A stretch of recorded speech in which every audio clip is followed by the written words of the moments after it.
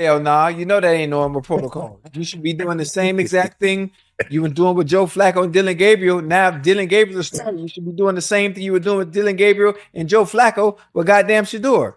It's a bunch of trash, and all that is telling me is that Shedeur is not closer to getting the starting job until Dillon Gabriel shows that he just can't get the job done. And that's why I say they're probably maybe towards the end of the season, maybe last 3 weeks. Dillon Gabriel at some point, teams are gonna force him. You're gonna have to beat us with your arm. Oh boy, the Cleveland Browns. Where do we even start? It's the same story, different year, isn't it? The dog pound is barking, but it sounds more like a whimper after that performance against the Patriots. 2-6, heading into the bye week at 2-6. Let that sink in. And the big question, the one that's been hanging over Berea since the first snap of the season, what are they doing at quarterback? I'm telling you, I watched that game on Sunday, and it was a tough watch. 13 points. 13 points against a Patriots team that, let's be honest, is not the world beater they once were. Losing by 19 on the road. It's frustrating. It's the kind of loss that makes you want to throw your remote through the screen. And it all circles back to the guy under center, Dillon Gabriel. Now, before we get too deep into the numbers and the doom and gloom, let's talk about the situation. This is a team that has a solid, if slightly underperforming defense. They have playmakers on offense. They have a veteran coach in Kevin Stefanski. All the narratives about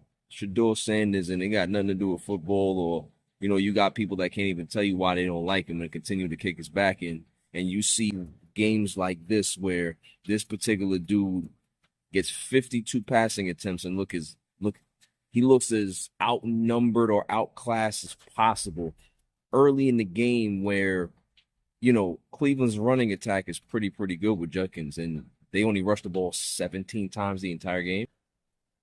And you want us to believe that. But the quarterback is the engine, and right now the engine is sputtering. Dillon Gabriel, the rookie, in his fourth start. We've seen flashes, right? Little glimpses of the potential that made the Browns draft him. But on Sunday, he completed 60% of his passes for 156 yards. 156 yards. That's not going to win you many games in the NFL, especially when you're facing a deficit. He did manage 2 touchdowns, which is a positive, but then there were the first 2 interceptions of his NFL career. Those weren't just bad throws, those were momentum killers. Those were the kind of turnovers that deflate a sideline and turn a manageable game into a rout. Look, I'm not ready to throw dirt on the kid. He's a rookie. The NFL is a huge leap from college. The speed of the game, the complexity of the defenses, the pressure of the moment, it's all ramped up. But at what point does development turn into detriment? At what point do you say, okay, we need a change of pace to try and salvage this season? Because 2-6 is a salvage operation, not a rebuilding phase. And that's where the quotes come in. And this is the part that really bothers me. Immediately following the loss, Kevin Stefanski stood in front of the media, and what did he do? He committed. He absolutely doubled down on Dillon Gabriel as the starter moving forward. After a performance where his offense managed 13 points and the rookie threw 2 picks, the message is stick to the script.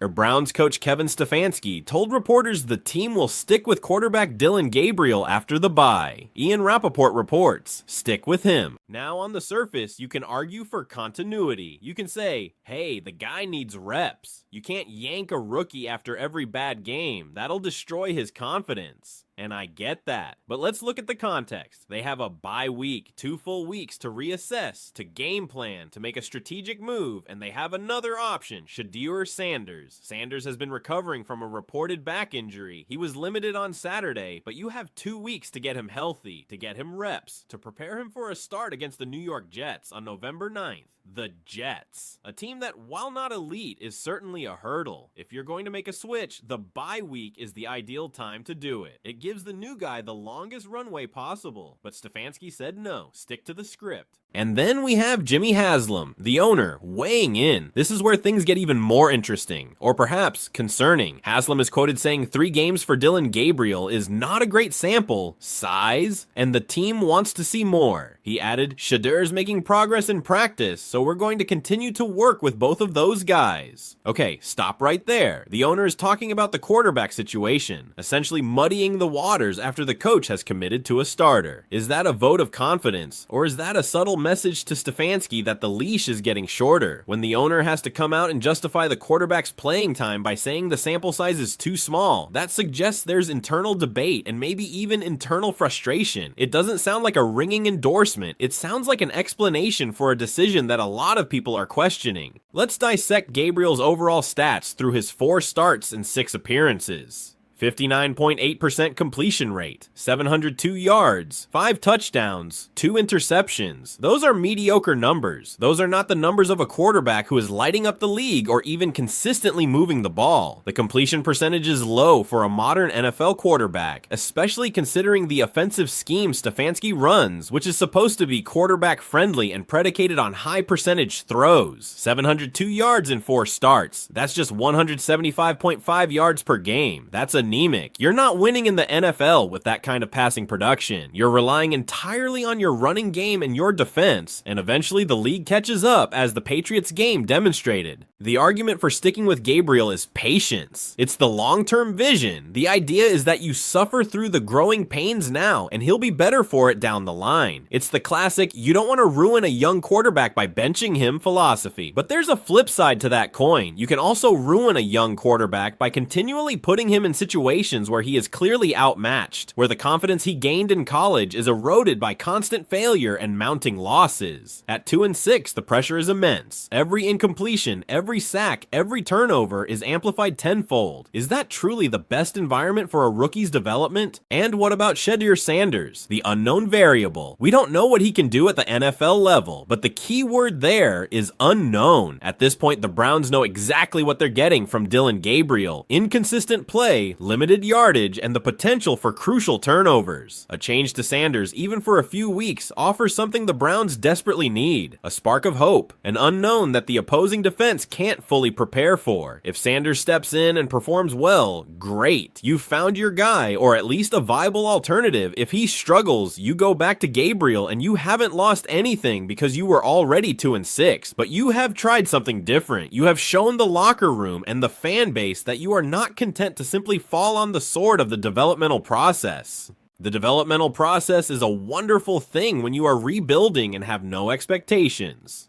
But this Browns team was not supposed to be in this position. They have veterans, they have talent, they have expectations. 2-6 is a disaster, and sticking to the script simply because it's the script you wrote in the preseason seems like a recipe for a completely lost year. This is where leadership comes into play. Stefanski is showing consistency, yes, but is he showing decisiveness and flexibility? A great coach knows when to stick with the plan and when to audible. After 4 starts where the results are overwhelmingly negative in terms of wins and losses, a good coach at least considers the alternative, especially with a bye week available. To publicly shut down the conversation, even with the owner immediately walking back the firmness of that commitment, feels like a coach digging in his heels. It's a stubbornness that might cost him his job if this spiral continues.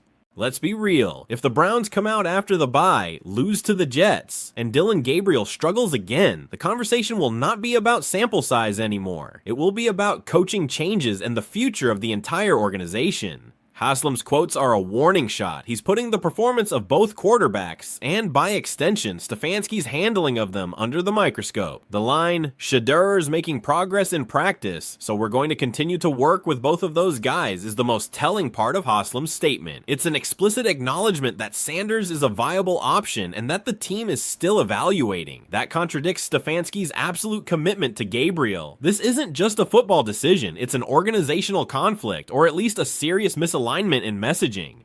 The pressure on Gabriel for the Jets game is going to be immense. He's not just playing to keep his job, he's playing in the middle of a quasi-controversy. Every snap will be analyzed not just by the media and the fans, but by his own owner, who has just publicly cast doubt on his tenure.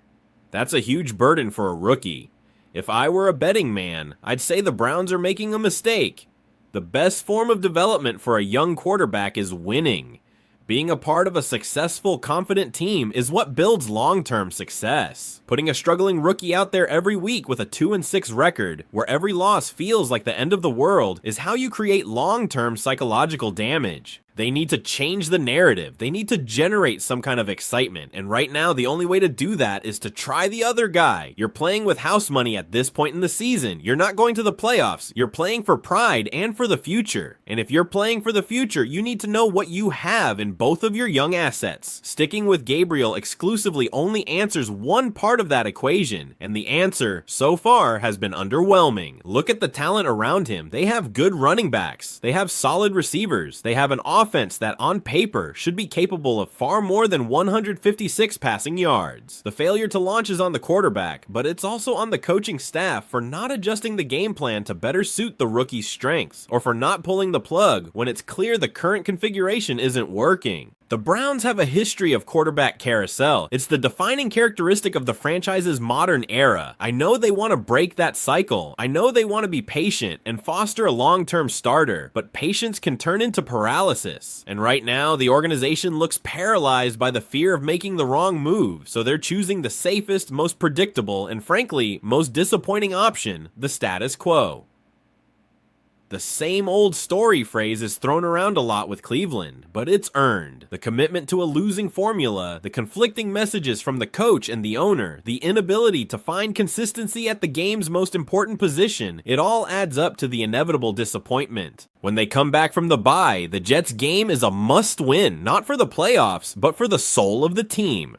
If Gabriel can manage a convincing win, if he throws for 250 yards and looks like a confident, in-control NFL quarterback, then maybe Stefanski's decision is justified. Maybe the 2 weeks of rest and preparation will do him good. But if he struggles, if he looks timid, if the offense bogs down and they lose again, the heat on Stefanski will be unbearable. And Haslam, with his little backhanded compliment about not a great sample size, will have the perfect opening to step in and force a change. This is the kind of drama that defines the Browns. It's never just about the football, it's about the organizational chaos that seems to bubble up every time things go wrong. And right now, everything is going wrong. 2-6. The dog pound deserves better.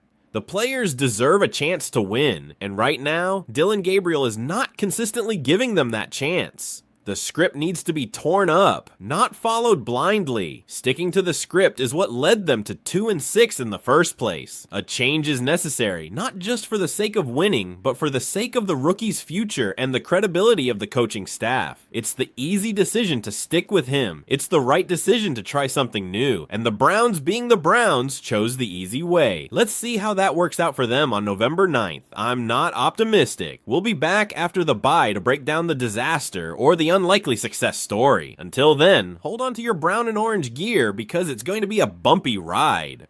This kind of organizational inertia is maddening. It speaks to a fear of being wrong. They drafted Gabriel. They committed to him as the immediate future. To bench him now is to admit a mistake, or at least a miscalculation in the timing of his readiness. And in the NFL, admitting a mistake is often harder than doubling down on a failure. But success in professional sports demands brutal self-assessment. It requires the ability to look at a losing pattern and say, this isn't working and we need to pivot. The Browns are refusing to pivot. They are sailing the ship directly toward the iceberg, convinced that their original navigation charts were correct, despite the fact that the 2-6 waters are clearly ice-filled. What message does this send to the rest of the locker room? The defensive players, who are out there busting their tails, holding opponents to low scores, only to watch the offense consistently fail to convert opportunities into points. The veteran receivers, who are running crisp routes and getting open, only to see the ball sail over their heads or get intercepted. The message is one of institutional prioritization over team success. The development of the rookie quarterback is being valued over the collective goal of winning football games. That can fracture a locker room faster than any locker room lawyer. When players feel like the organization is prioritizing a single individual's learning curve over the team's standing, they tune out. They start playing for themselves. And that's the beginning of the end for any competitive season. The Browns are already past the competitive part, but they're heading towards an implosion if they don't find a way to remotivate the non-quarterback talent. The idea that 3 games is not a great sample size is a joke when you're 2-6 and trying to save your season. 3 games is enough to know that your current starter is struggling to generate the necessary production. The term sample size is for statisticians and GMs in the offseason, not for a head coach trying to navigate a crisis. If your car is on fire, you don't say, well, the sample size of the engine failures is too small. We need to keep driving to gather more data. You pull over and try to fix the problem. The Browns are choosing to keep driving, and that's what makes this so authentically Browns. It's the institutional ability to rationalize failure and delay necessary action until it's far too late. It's a tragic comedy of errors played out every Sunday.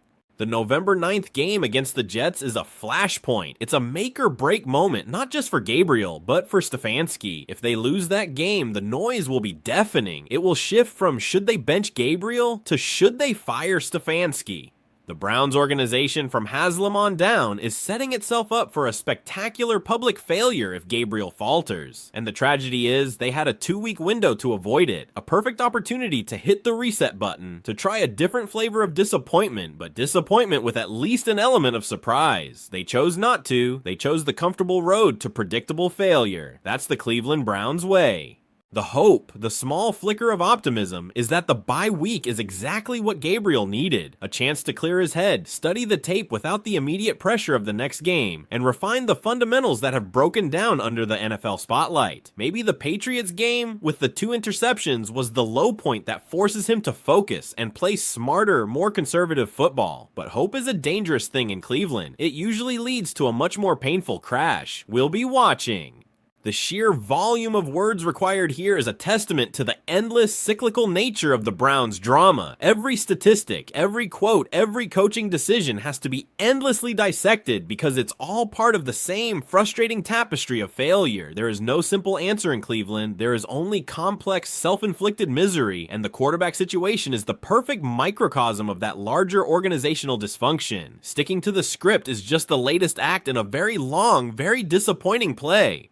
The conflict between Stefanski and Haslam, even if subtle, is highly problematic. Stefanski needs to be the decisive leader, but when the owner publicly introduces doubt about the very decision the coach just made, it undercuts all of Stefanski's authority. The players hear that. They know the coach is on a short leash, and they know the owner has a preferred alternative waiting in the wings. This creates an atmosphere of instability. It suggests that the coach's word is not the final word, which is a lethal dynamic in an NFL locker room. If the players believe the owner is the one calling the shots, or at least capable of overriding the coach, then the coach loses his effectiveness. This entire situation is a masterclass in how not to manage a quarterback controversy, especially with a struggling rookie at the center of it. The lack of a unified, confident organizational voice is a bigger problem than Gabriel's accuracy issues. It's a symptom of a much deeper, long-standing sickness in the franchise. The commitment to Gabriel is not a show of strength. It's a desperate attempt to project stability where none exists, and the owner's comments are the clear evidence that the projection is failing. What are the specific things Dillon Gabriel is doing wrong that necessitates this organizational friction? It's not just the 2 picks, it's the consistent lack of downfield aggressiveness. When you're only throwing for 175 yards a game, it means your offense is not attacking the whole field. Defenses are stacking the box, daring you to beat them over the top, and Gabriel is not answering the call. He's taking the check down too often, or he's holding the ball too long and taking sacks, or he's misreading the pressure and forcing an inaccurate throw. His mechanics are inconsistent, which is common for a rookie, but the lack of improvement across 4 starts is what's truly concerning. It suggests that the leap from college is wider than the coaching staff anticipated, or that the constant pressure is inhibiting his ability to translate practice reps to game performance.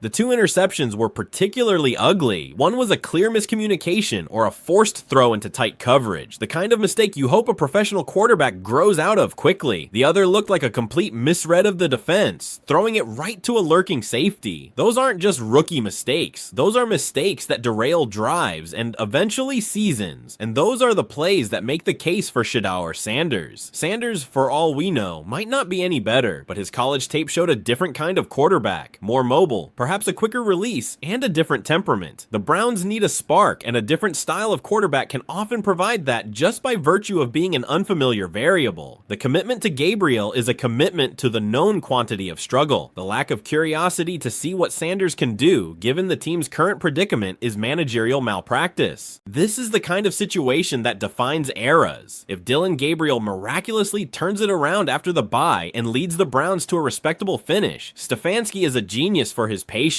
But if the struggles continue and the Browns finish the year 4-13 or 5-12, the decision to stick with Gabriel will be the single point of failure that cost Stefanski his job.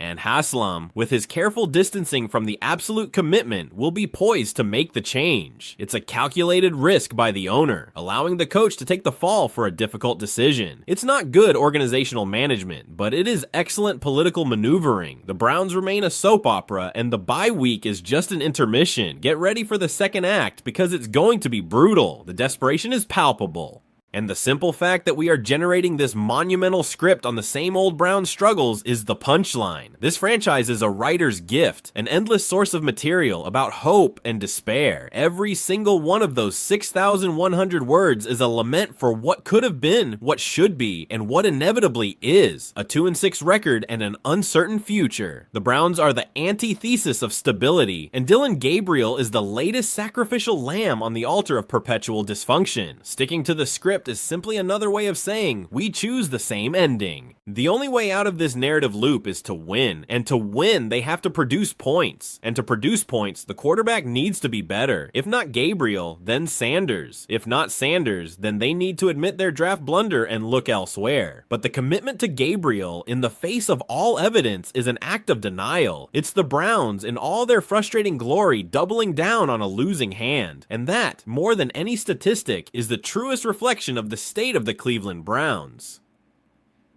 We are all just watching the clock tick down to the inevitable. The Jets game looms large. The future of a coach, a quarterback, and an entire franchise is riding on it. And they're going into it with the same 2-6 approach. It's a bold strategy, Cotton. Let's see if it pays off. I doubt it.